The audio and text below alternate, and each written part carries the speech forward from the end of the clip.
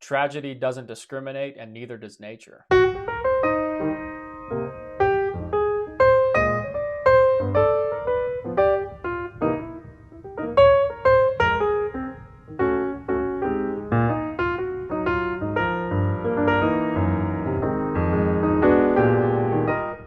Hello, everyone. Welcome to Read the Right Thing Book Reviews. I'm Eric. Thanks so much for tuning in. In the year 2000, I saw a movie called The Perfect Storm starring Mark Wahlberg and George Clooney. I was absolutely captivated by the story of men against the storm of the century. I was only in third or fourth grade, but even then I knew I wanted to read the book that the movie was based on. But this was way before Amazon. I didn't necessarily live close to a bookstore.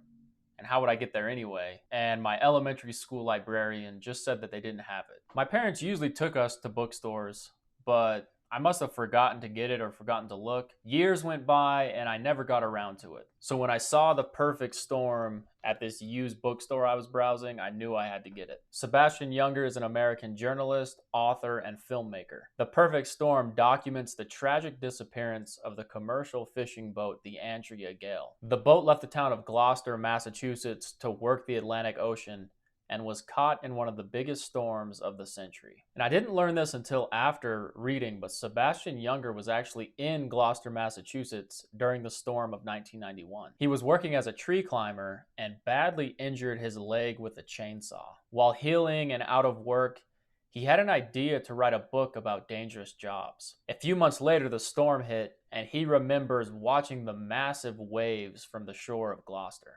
Then he learned about the tragic sinking of the Andrea Gale and also about the other rescues during the storm. He told himself that if he ever wrote the book about dangerous jobs, then he would use the Andrea Gale as the example for the chapter on sword fishing. Of course, there are difficulties when writing a story about a boat with no survivors. Junger had a choice between fictionalizing parts of the story or to remain as factual as possible. He ultimately decided to remain as factual as possible. Self-deprecatingly, he says, because he isn't that great of a writer. Possibly if he was a better fiction and novelist writer, he would have fictionalized some of the parts. He also wanted to remain as true to the story as he could in honor of the fishermen who died on the Andrea Gale. I'm sure when he learned the entire story of this storm and the Andrea Gale, and all of the rescues that happened, that he decided that this story warranted an entire book.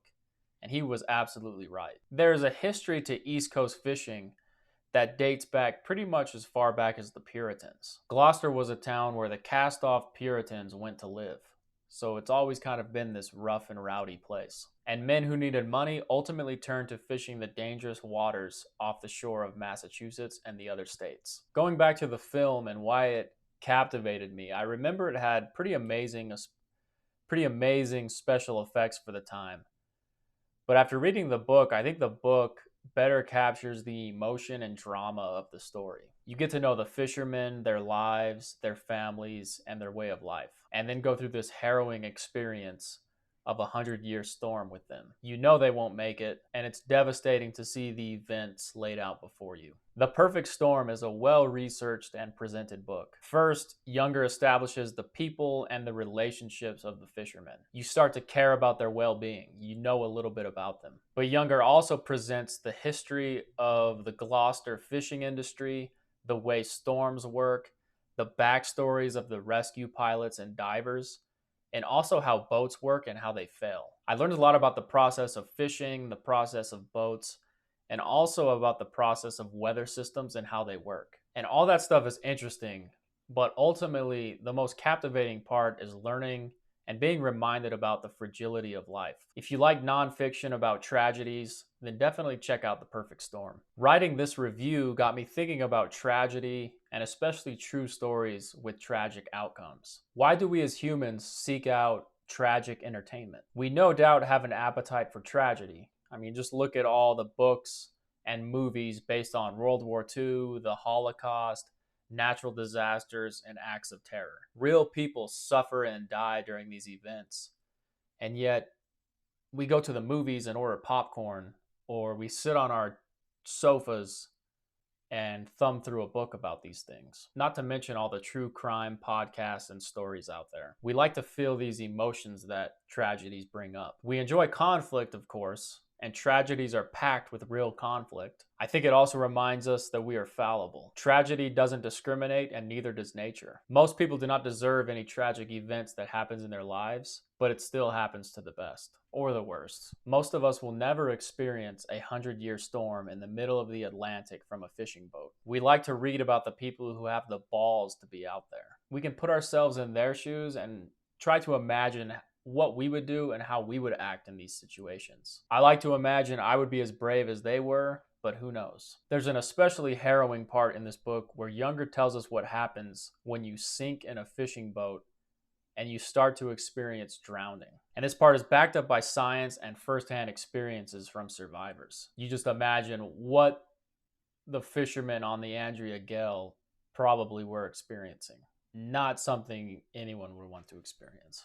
I don't necessarily think it's a bad thing that we find entertainment in the tragedy of others. Perhaps it is a bit voyeuristic, but reading about tragedy, I believe, can build empathy, can widen your understanding of things and the world and other people. Of course, we feel the thrilling moments from the safety of our couches, experiencing sorrow, terror, anxiety, and other emotions from the pages. But tragedy has been around for as long as people have been telling stories. I always feel just a little weird finding enjoyment in a book about the demise of real people. But their stories also help us take stock in our own lives. And I think it also helps us remember what is important. Friends, family, making the most of your life because you never know when it's going to be gone. I took quite a bit from this book, The Perfect Storm. It was definitely the right thing for me.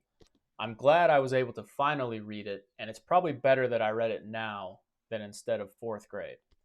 I probably wouldn't have enjoyed it as much had I read it then. So that was my review of The Perfect Storm by Sebastian Junger. I hope you found this review helpful. If you did, please hit that like button. Let me know what you thought about the book in the comments.